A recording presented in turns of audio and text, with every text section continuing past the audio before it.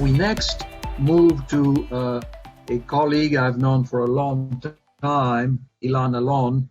I knew him when he was a research professor at Rollins College in Florida. He's now in Norway, lots of cross-cultural experience. And it's a pleasure to turn it over to Ilan, who is going to be speaking to us on teaching innovations in IB, the post-COVID era, in the benefit of years of experience in different countries, different schools, different size schools, different type schools, but also editing reviews and journals for which he has become known. He is also the author of several textbooks in international marketing, among others. So Ilan from Norway, from sunny Norway, the floor is yours. Okay, great. Thank you. I hope you can see the slides and you can see me and you can hear me well. Is that the case? Perfect. Good. Yeah, so my thoughts about the kind of the pedagogical innovations post-COVID is that it's really an evolution rather than a revolution. While COVID has forced many of us tech-phobic individuals and teachers to go online and to try new things, many faculty were already involved in these kind of efforts in one way or another for some years, and I'm among them. So to some extent, this was a transition rather than a total change of my approach to teaching, which has become more globalized, more experiential, and more digitized. So actually, John McIntyre and I have had several international conferences in over the last 2 decades where we have looked at the state of business education and the changes in business education over the years. And the purpose of this presentation today is to kind of highlight this evolution that I've gone through and to say that this really happened on maybe 3 different levels. Number one is the school or the curricular level, in which I will just mention the idea of global footprint. And as I used to work for Rollins College, liberal arts education infused into business education. The second, maybe more relevant to many teachers and professors, is the classroom level, which, as I said, became more experiential, more digital, more simulation-based, interactive, social media-based. And I will give an example from several cases, several classes that I've run, and several studies that I've made, including the most recent class that I've developed for PhD students in bibliometrics. And the final point actually dovetails nicely with Gordon's previous presentation, which is at the student level. And there I would like to talk about the LinkedIn experience and the business cultural intelligence and the personalization of the journey for each and every student. So first, as I promised, at the school or the curricular level, we could think about globalization as involving 3 major elements. One is the faculty level, one is at the curricular and teaching and learning level, and one is at the student level. So the interface is, of course, the curriculum and the instruction and the classroom. And, in the past, probably, starting in the 1990s, universities were increasingly interested in internationalizing their faculty and students and curriculum. But now this internationalization has been coupled with digitization. And in the past, I used to work for a liberal arts college. The idea of thinking of business as international business in particular, as embedded in cultures, embedded in experiences, and embedded in study abroad or internship abroad, was a fundamental piece of making the international business curriculum stronger and more experiential. At the classroom level, this experiential learning well developed by Kolb And in 2013, he talked about how to move from a concrete experience to reflective experience to abstract conceptualization and to active experimentation. And this experience grasping and transforming is a circular motion that can go in either direction and enhance the learning of most students. This experiential learning was the beginning of my, let's say, innovation in international. I had a chance to even publish a piece that reflects on the old paradigm of lecture and chalk and teacher-centered telling, theory-laden memorization, deductive objective information dissemination, and multiple choice exams, was replaced by a new paradigm, one that is much more interactive and experiential, student-centered, coach-based, active participation, experience-laden, application-based, inducive, subjective, group-based, and one that is based on written and oral presentations. And I think the new paradigm has been embedded now more strongly in this post-COVID teaching environment. We started making the curricular more experiential and more international by asking students to go abroad, to be engaged in consultancy, and through that to develop both tacit and explicit knowledge, teamwork, writing and presentation skills, and of course, professional context. To combine this idea that we have an experience, that if we have an experience, we will not forget, we will deeply understand, and we will be able to move from both the theory and bridge the theory and the practice. The first studies, the first kind of attempt to do this experiential, international, and online was with Global View, which is now defunct. And Global View did what X-Culture is doing now, much better on a bigger scale. And what it did, it allowed consultation of companies through student teams working in the classroom setting. The employers got free consultation, they got some tacit knowledge, they were able to identify some good employees and link to local universities. And the students, of course, had the actual content, experience, internet skills, teamwork, and communication. This was actually in the year 2000 that we were experimenting with these kind of international online education. Actually, Taraz, Rila, and Gupta, and Jimenez, and Miner, and Muth, and a few other colleagues have, in 2012, published an article about X-Culture and AIB Insights, in which they summarize the different kind of programs, different kind of simulations that exist. And in my opinion, if you look at the X-Culture, I know Vastaraz is presenting X-Culture later on, you will see that probably this is one of the most extensive, most international, and most intensive international business experience online through global virtual teams a student can get today. And as you can see also from our previous discussion by Gordon, he also uses it, and I'm sure it brings kind of the real world experience that students really need. Competitive. So you can think about the experiential learning and the use of social media in the classroom having both benefits and drawbacks. So on the one hand, students have more satisfaction. They are able to provide value-added services and get some teamwork and information management skills and improve analytical skills. But on the other hand, there was a lot of resistance. There was technical skills difficulties. There's a lot of workload. In fact, students experience that doing this kind of experiential social learning is tough. But that's really what business is about. Of course, supervision is also more difficult, more abstract, and technological literacy is needed.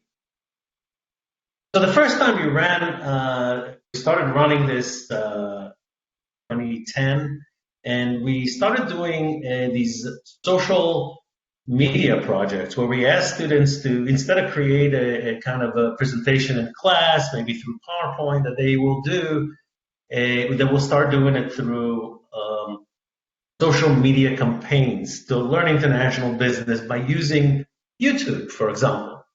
We found out that when we factor analyzed the results of what we thought the students thought about it, you could see that it factor analyzed into 4 dimensions, which include the learning of the business concepts, the level of motivation, the skills that they have, and they thought that it's really better than a lecture, and really stimulated their interest in the subject, and they thought that it was also very challenging.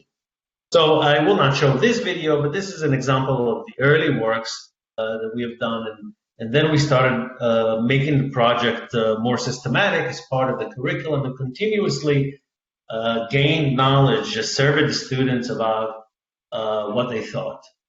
And not only have they learned about international business, but they felt that they really learned about technology and the use of technology. And most students felt that it was a more interesting way to learn than classroom lectures. So this article gives you some data, and you can read in more detail. But you know, if you want, I'm happy to also give you, because this is a chapter, I'm happy to send you the chapter separately if you send me an email. So some example of these YouTube projects that we've done in international marketing class include country branding or city branding, helping companies through social media, even ones that didn't ask for this help, doing university, some study for the university to try to promote internationalization and international students. And even for companies in Africa, for example, where we were able to engage. So several examples are embedded in this. And maybe I'll show you one of Kiva, which Jim can present in a second, just to kind of give you a flavor of the kind of project the student did. And I think the Kiva one is a particularly touching one. I'll let Jim maybe project it, if you can, Jim.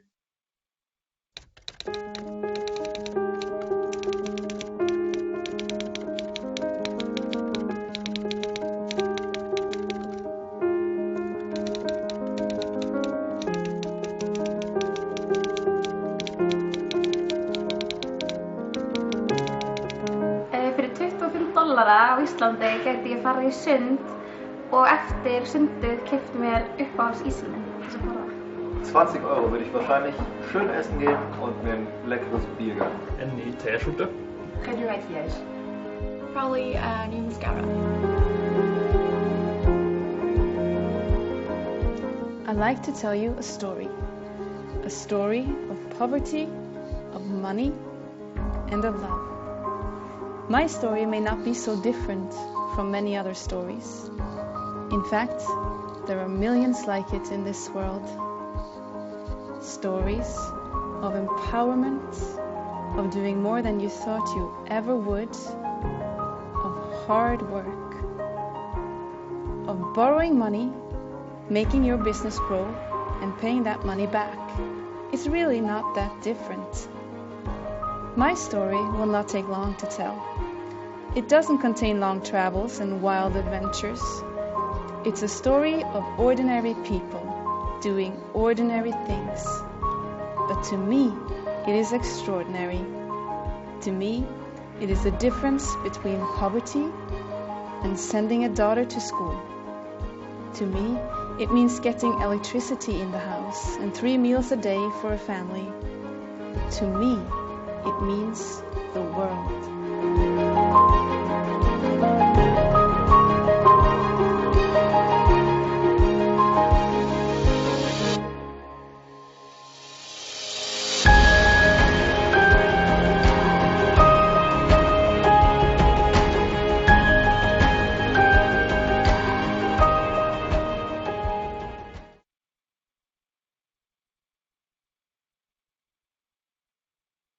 So I think, can you see the presentation? Can you see the PowerPoint? I think you need to reshare it. need to reshare it. I will do that.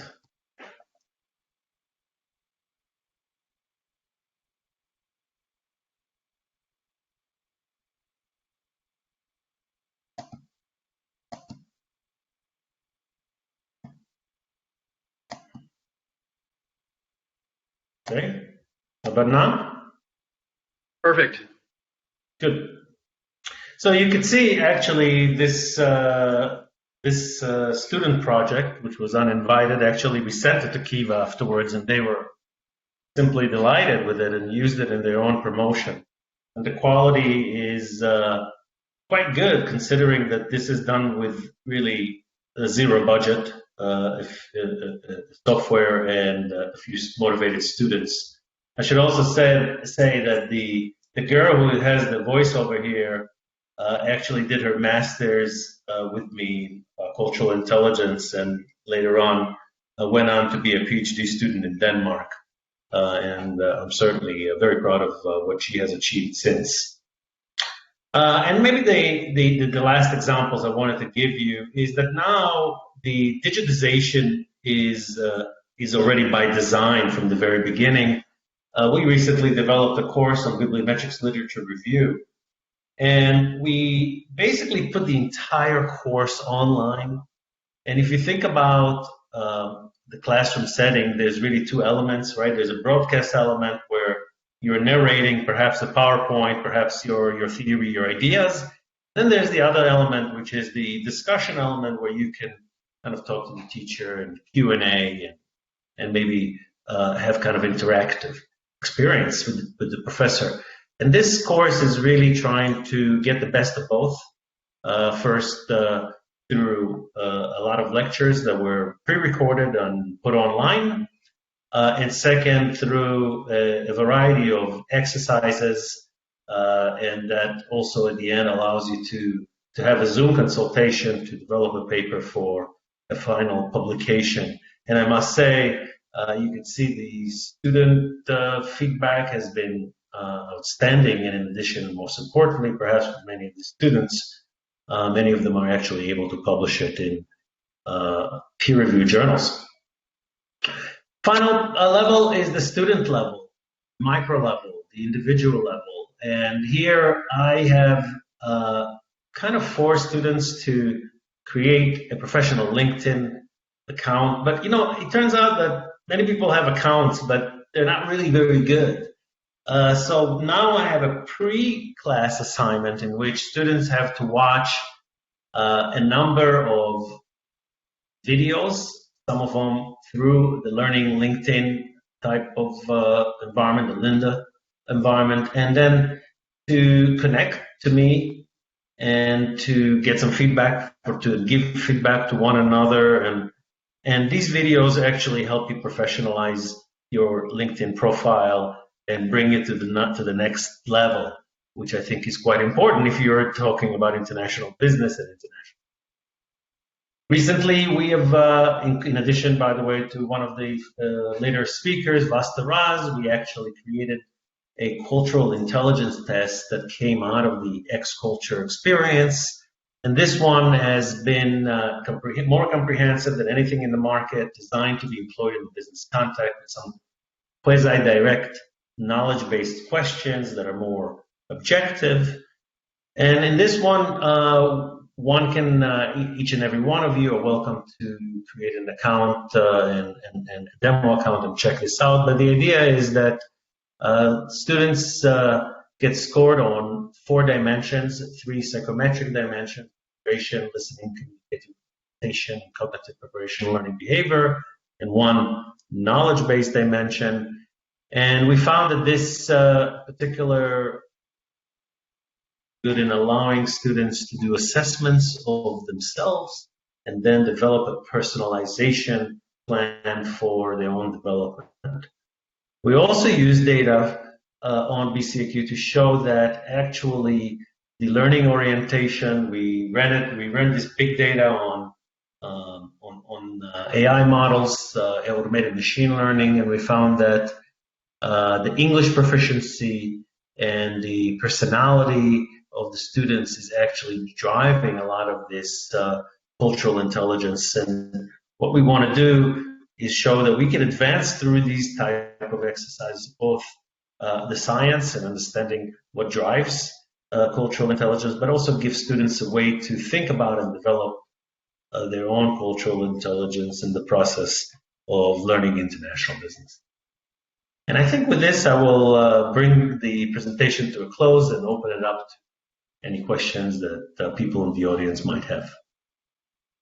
Thank you, Ilan. We're going to combine the Q&As with the next presentation in the group of two, as agreed upon in the schedule. So if you can hold on a little bit, going to our colleague in Washington, D.C. from Kristiansand, Norway.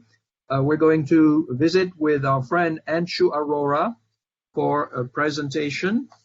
Anshu, are you there? Anshu is going to address issues of educational transition through student research teams and competition.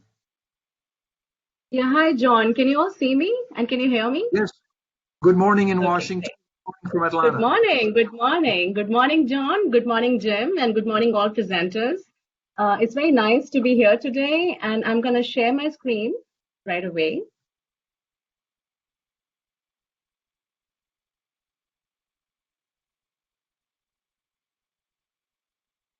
Can you all see my screen at the moment?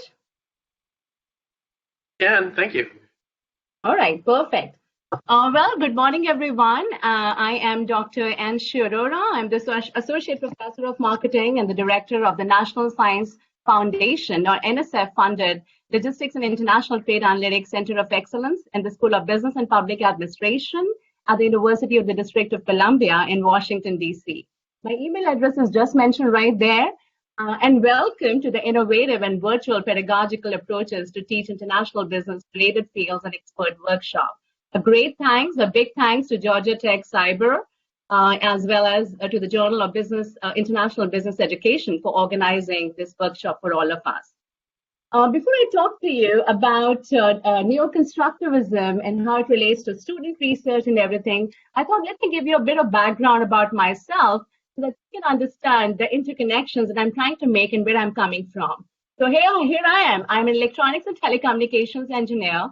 I did my MBA in marketing, my PhD in marketing and technology, with a research topic of consumer navigation behavior in hypermedia computer-mediated environments.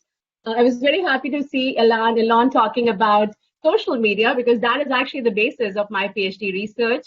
And of course, there are other things that I've done as a part of my education.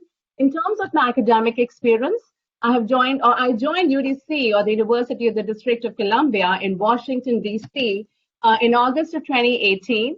Before that, I was with Wilkes University, with Savannah State University, working as the chair for the Department of Business, Management, Marketing, and Supporting Areas. I have been a visiting faculty at the ISC Paris Business School in Paris, France, and University of California, Davis, and many, many other places. Really, the thing that I'm trying to highlight here is my interdisciplinary connections and how I try to get them in the classroom through my student research. So one of the things that I always love to talk about is the National Science Foundation and the grant that we received from them, which is actually focused in the STEM business-focused areas of logistics and international trade analytics. So this grant, again, it highlights the STEM business connections that we're trying to make for our students in international business and international trade, in global logistics, global supply chains, and so on. Again, this particular course or the curriculum that we offer at UDC with the help of NSF, or the National Science Foundation again, is actually open to all our STEM majors along with our business majors.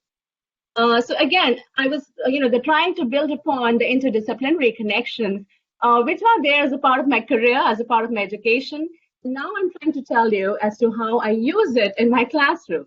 So again, welcome to the Neo-Constructivist educational transitions through student research teams and competitions.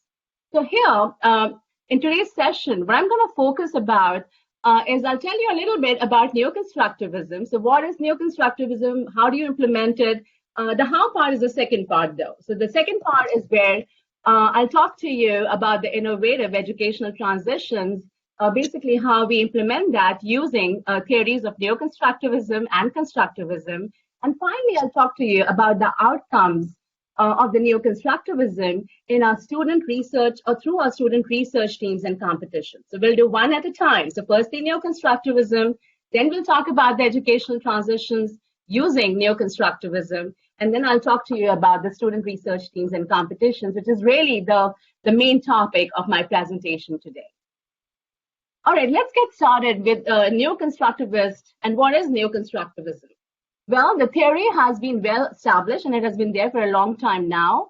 It's used in educational neuroscience and experiential education and social emotional learning, and has a considerable neurobiological support.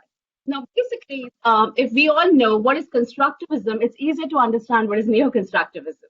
Basically, constructivism is where you already know something, you already have a prior knowledge about something, and you're trying to build on the prior knowledge by learning something new and building on the knowledge or the constructing on the knowledge that you already have.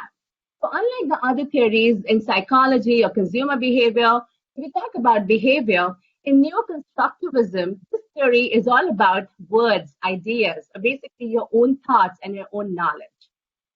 One way to explain this is if I can relate it with a short story here. So my journey with neo-constructivism really started in the year 2007. That was a year when I came to the United States for the first time. And I was teaching a class as a visiting faculty at Arizona State University, as well as at the University of California in Davis, UC Davis. And I was in San Francisco. This was an MBA class. This class used to meet, it was for a week, and it was in the afternoon, which means my mornings were really free at that time.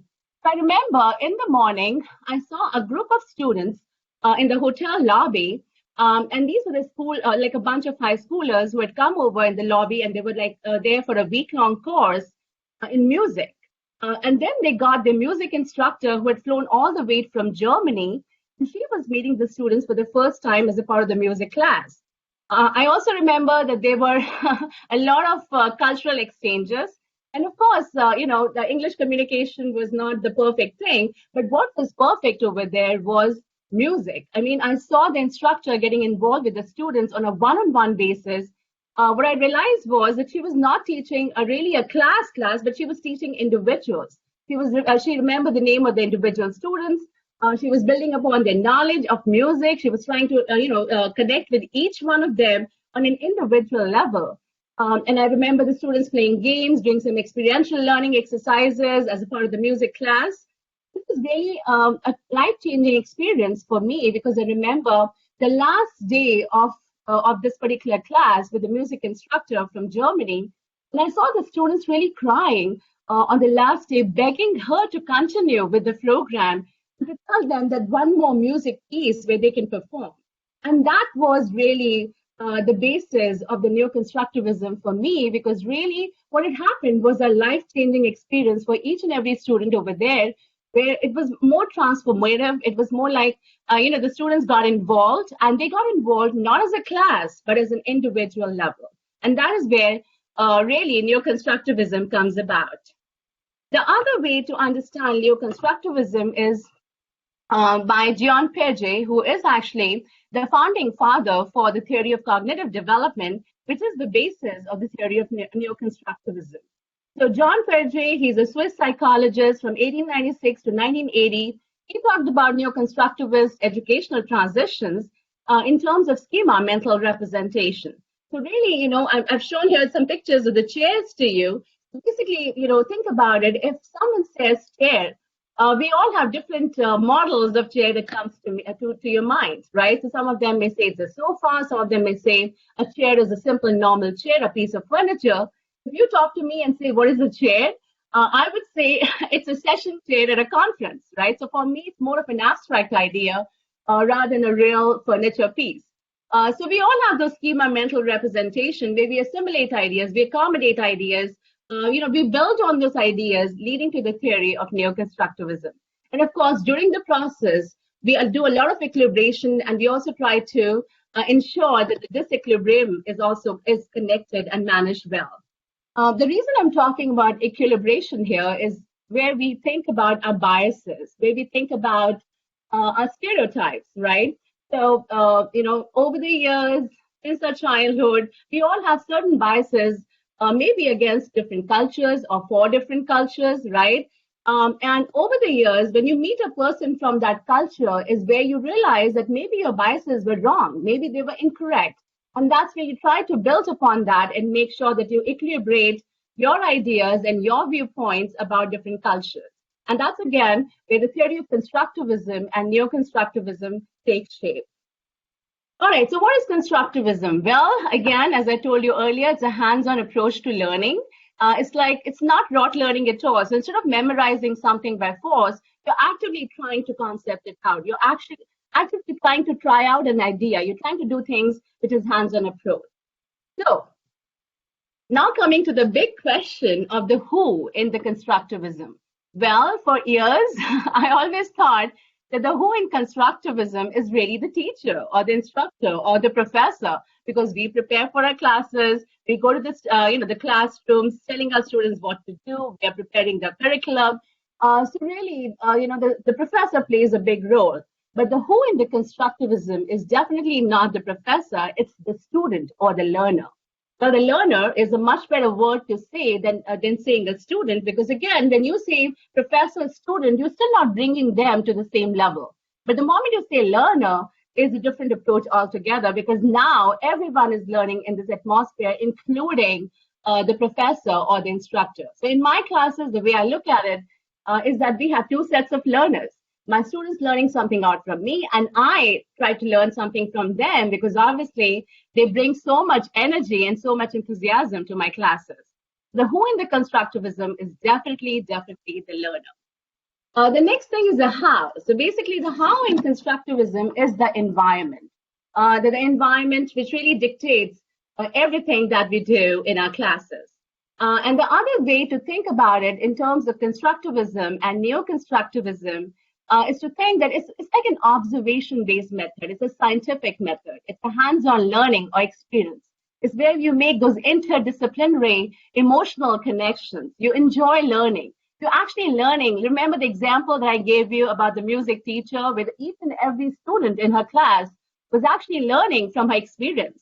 So when you learn and when you have this hands-on approach, your frontal lobes actually ignite. And when the hand is extended, that's where the hands-on learning comes into picture. And as Jean Piaget, the founder of this theory, he says that the hand is actually hand is the intellect or the interest of mind. So that's where the theory of the constructivism really becomes very important. All right, so the hand is the chief teacher. Going on further, now let's talk about the why in constructivism. Why do we need this theory? Why do we need constructivism? Well, the big answer to that question is the meaning and purpose. The meaning and purpose in life matters. Here we're talking about meta learning. We're talking about highest forms of learning. We're trying to engage our multiple intelligences. And thus the meaning and purpose does matter. So as we go ahead, I'll talk to you a little bit about how do we find this meaning and purpose? How do I find meaning and purpose in my classes? How do the students see that meaning and purpose coming? Actually describe that as from self-awareness, where the students, when they do research, they exactly know what they're researching on, why they want to do the research, why is it important to them? Is the meaning and purpose really there for them for doing that particular piece of research or not? And then, of course, the community awareness by basically saying how is it important or how is it impacting the society as a whole. All right, so going further again, now here we're talking about the comparison. So here I'm trying to compare the constructivism with the other theories which are right out there. So we have the theories of behaviorism, we have the theory of cognitivism, and we realize that when we talk about constructivism, again, as I said earlier, we're talking about meta learning. We're talking about highest forms of learning, engaging a multiple intelligences where meaning and purpose matters. And as you can see in this particular graph, constructivism is right on the top, where it leads to retention, information, experience, comparing crucial features from the instructional design perspective. And that's where the theory of constructivism becomes highly, highly important. All right, so now that I've told you a bit about constructivism and neo-constructivism, the theories which are right out there, one of the very important theory that we all use knowingly or unknowingly, intentionally or unintentionally in our classes is a self-determination theory. Now that's the theory where, you talk about A motivation, or leading your students from A motivation to really the highest forms of motivation, which is extrinsic and intrinsic motivation. So this is a theory which really takes shape when your student is involved, is engaged, and he or she knows what they are doing or the kind of projects that you're making them do. Does that make sense to them? The meaning and purpose. Are they getting that meaning and purpose from the projects that they are doing? The other theory that is again very important in the realm of neo-constructivism is the co-constructive developmental teaching theory. This is a theory that relies heavily on your past and current life experiences, including the teacher, of all the participants, including your professor, the instructor, that facilitates instruction to the learning event and strengthening the foundation for the feedback loops, which manifest both psychologically and neurobiologically. So this is a theory where the feedback loops becomes highly important. All right, so now that I've told you a bit about neo-constructivism, so basically I've achieved my first part here where we know what is neo-constructivism, we know what is constructivism, we know how is it related to cognitive development. Now let's move on to how do we do it in our classes, the innovative educational transitions that we can bring through the theory of neo-constructivism in our classes. So let's talk about this now. So in my case, the way I am looking at this particular equation for the innovational educational transitions is using research as a teaching tool. So how can I do something where the students get involved and engaged in research? So obviously, the impact of doing that is where you actually academically inspire and motivate your learners. You really have to show it as a project-based learning.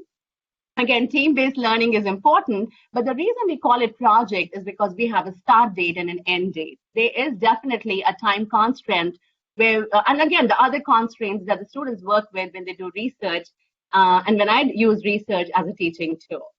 Of course, there's a lot of cooperative guided discovery, there's a lot of social interactions, and all of this tends to improve learning, retention, and positive experiences.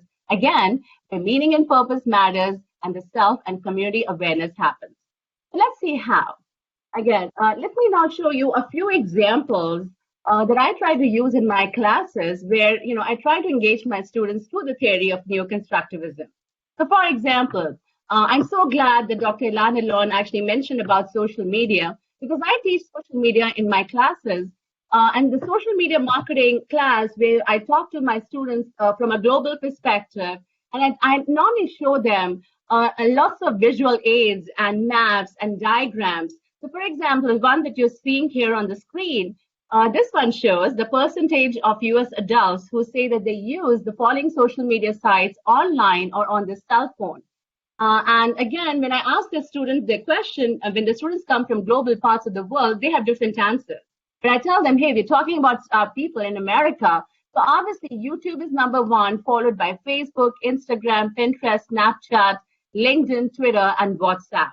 This side or this kind of asking for student engagement and participation using the visual aids, it really leads to a lot of dialogues and a lot of conversations. Because remember, in my classes, a lot of Asian students, a lot of Latin American students, they say, no, it's WhatsApp that is on the top, because for them, WhatsApp is really on the top in that part of the world.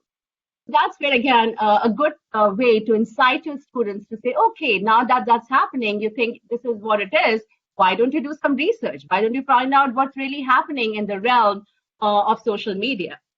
So again, our focus, as I said earlier, has been all these social media sites, which the students really enjoy. The other thing, now in my advertising classes, and this is really funny, where I actually talk to them about the different messages, right? So I show them different advertisements of different companies and different ads. This is an example of the vodka, Absolute Vodka ad. And my American students definitely love this ad. They find a lot of comic appeal in the ad. They find the ad to be highly humorous. You have a guy who's getting pregnant. He's sort of a homemaker. He has the pet on his side. And then there's a woman who's actually running the household. She has a glass of wine. So a very different sort of an ad, right? Again, a lot of conversations happen, a lot of striking dialogues happen in my classes just because of this particular ad. So what happens here is my American students love the ad, they enjoy the ad, they see it's highly humorous, and just enjoy the comic appeal.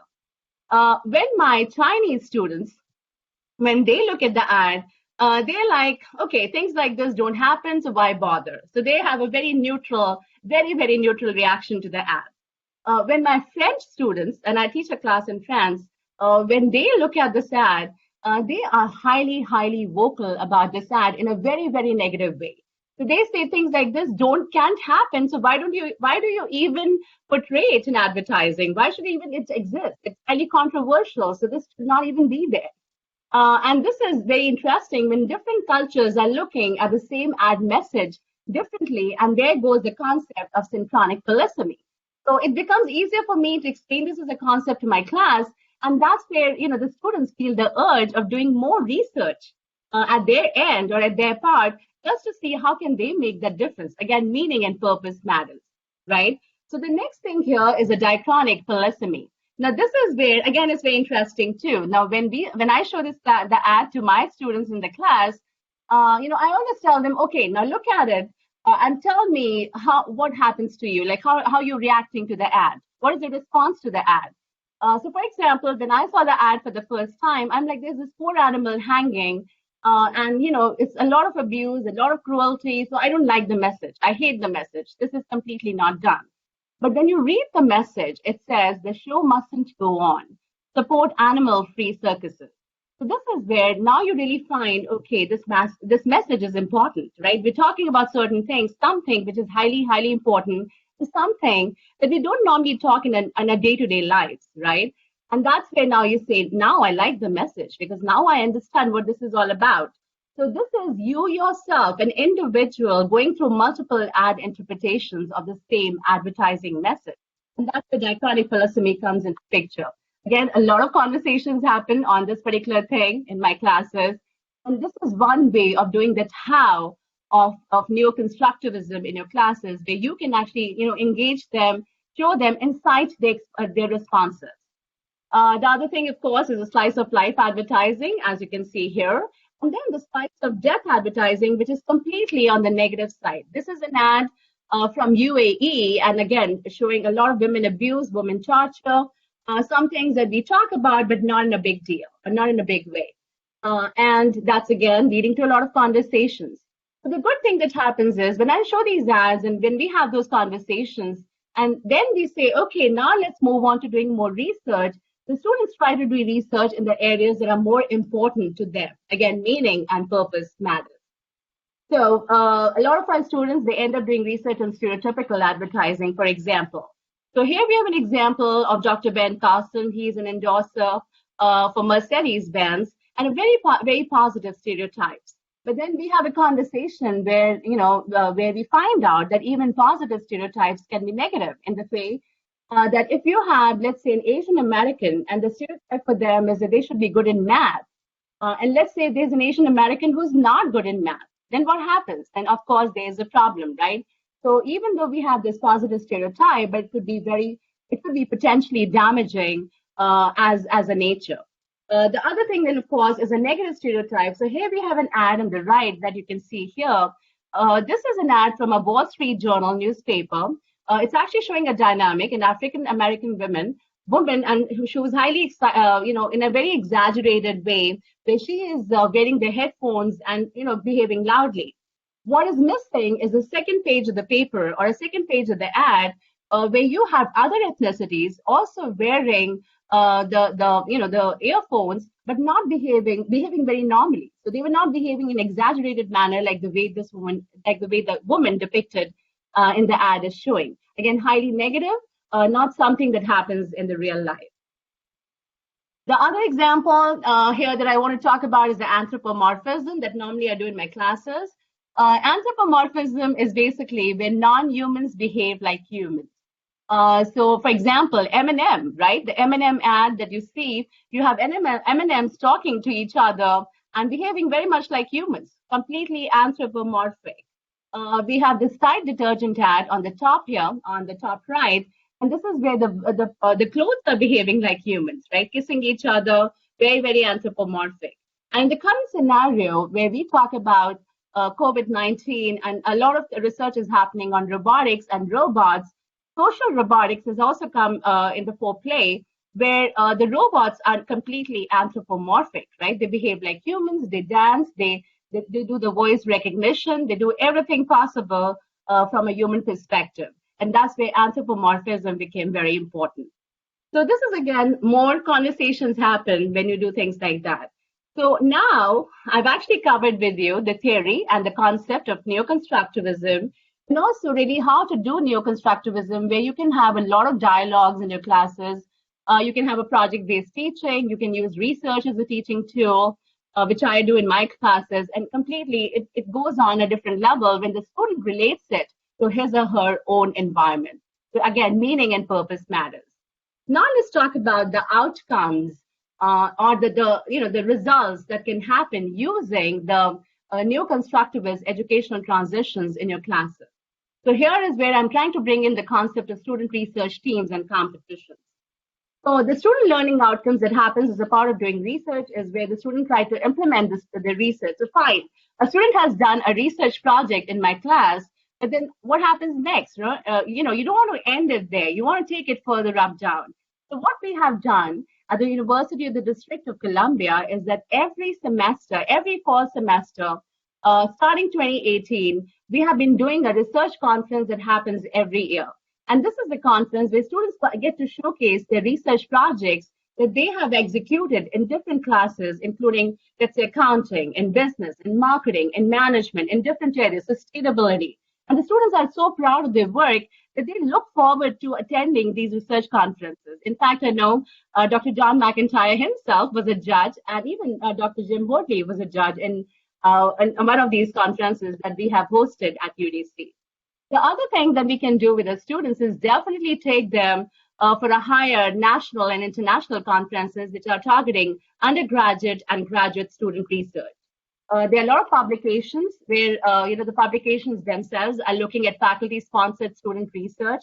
I'll give you some examples. I'll try to show you some examples that I have here. And of course, the National Science Foundation, which has turned out to be a blessing in disguise for all of us. What we have realized here at our end is that NSF loves undergraduate and graduate student research. They love the students doing research in different areas, not just in STEM areas, but in something that relates STEM to, let's say, business, or STEM to education. So a lot of interdisciplinary connections which are possible and that we're trying to do in a social sciences, business, and using STEM as a main basis too. So again, NSF is one of the reasons that we have been able to implement the research as a teaching tool in our classes. All right, so going further, so basically the research conferences that I was talking to you about, what we have also done, and I'm not sure if I can show you my slide. So we have I was talking to you about the conference that we normally do. So if you can see it here, this is where, this is a National Science Funded Center page that we have. And here at the end, we try to put all our student conference proceedings right there. So, for example, the recent conference that happened in 2020, which actually was very, very relevant because it was in the field of COVID-19 and global business environment, risk and resilience during COVID-19. And here you can see it yourself that there are a lot of undergraduate student research abstracts that the students have submitted in various fields, whether you talk about online learning, you talk about fintech, financial technology, you talk about artificial intelligence, again, the social spread. I mean, you see it. I mean, so this is a completely widespread of what our students have been doing in different areas, business ethics and so on. And then we also have graduate abstracts right here. So this is where, we just try to make sure that we are able to showcase our student research for whatever they have done in this area. So again, if the student sees the light at the end of the tunnel, basically they know that all the hard work that they have done in their research has an outlet, then they love doing that. And that sort of motivates them. Remember, I was talking to you about the self-determination theory, which is all about moving our students from A motivation to intrinsic and higher extrinsic motivation. That's extremely what it is. That's exactly what we are doing using our UDC annual research conferences.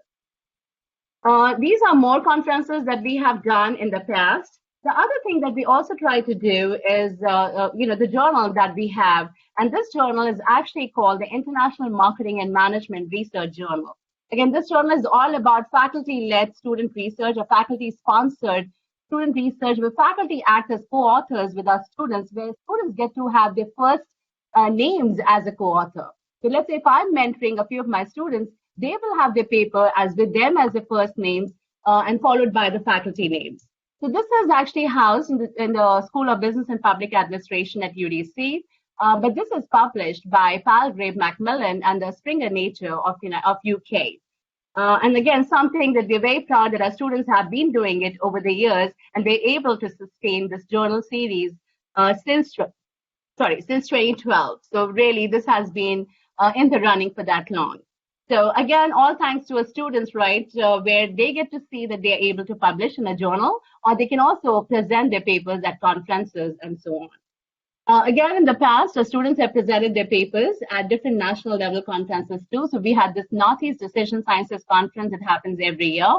Our students have been competing, by the way, with universities like Bryant University or University of Electrocommunications in Japan, or Bridgewater, or Tokyo University of Science. And guess what? They have been winning the first paper award as well. So all of that really inspires and motivates the students.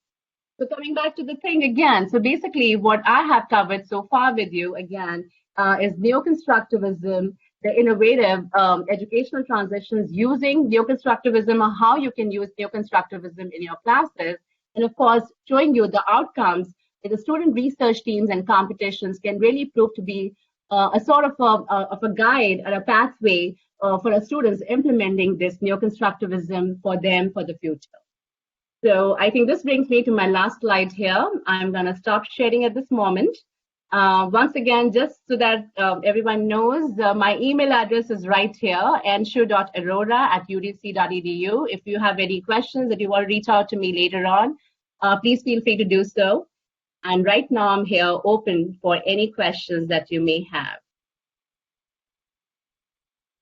Can you see me? Yes, we can. Yes. Thank you. Okay. Yeah, go ahead. Thank John. you. Thank you.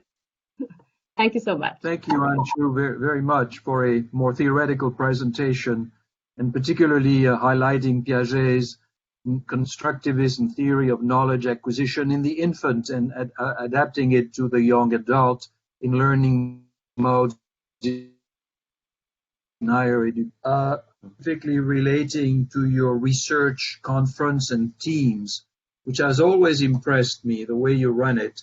Last year, for the first time, you digitalized it. You had about 100 plus participants. I can't remember how many teams. They all were researching complex matters as teams and presenting and being judged. How do you apply neo-constructivism in the digitalized world for learning? So I think, John, that's a great question, because there was a lot of learning that happened at the end of the professors when we were trying to do it this time. And obviously, of course, as I said, we started it as a theme of doing the research conference every year. So we were like, the easier way is not to do the conference this year because everything is online and students don't have enough time. But then we thought, no, that's not the easier way. Let's take the right way. And the right way is really to continue with the tradition that we have started. So, of course, what we did was to put our students in different teams. So there was a lot of cooperative guided discovery that happened this time. So unlike in a classroom environment where you let your students choose their own teams and then they work on the meaning and purpose which is important to them, this time we have to really bring the students together. We have to make the teams for them. But again, we told them, when you're doing your research, it has to be something that's important to you. So really, the students really, they jumped on it. They knew that their research will be presented at the conference and even at the national and international level, like at Academy of International Business Southeast. And so they were on the job right on the day one. One thing that I've realized that works very well with the students is, let's say, you have a team of, for this year, we constrained it to the team of 3 people.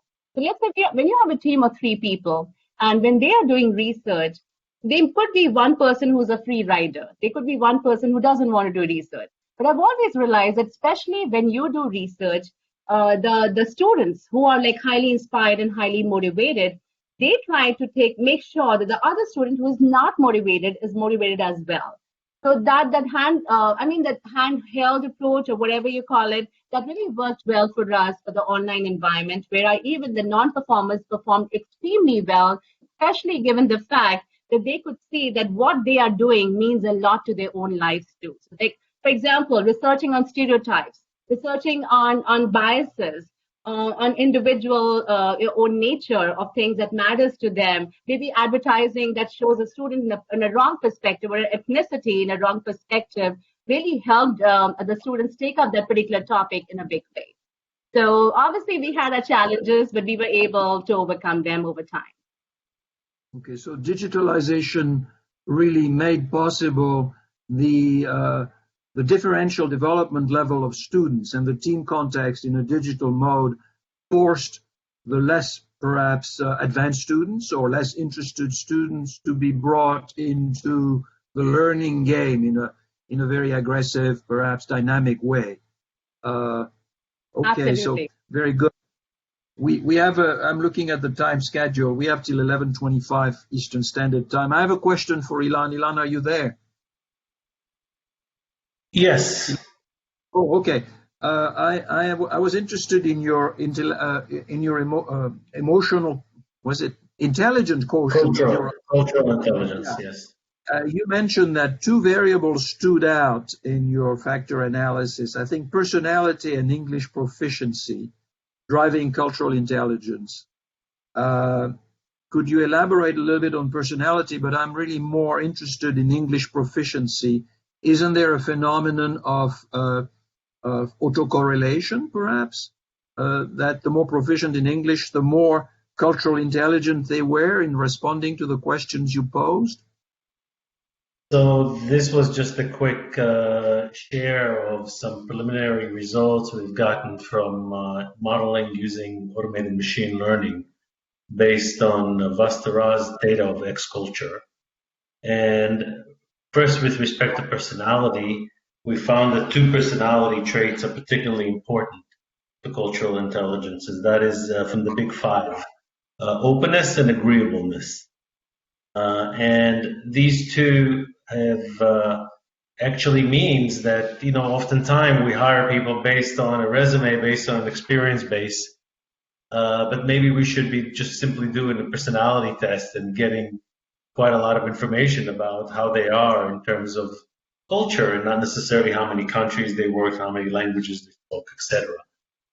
English being the lingua franca is becoming a kind of an approach to the outside world, no matter where you're from. We had a speaker from Japan, and we had a speaker from France, and they were talking about like their experiences in these various countries, Singapore, Japan, France, teaching in English, right, to an international.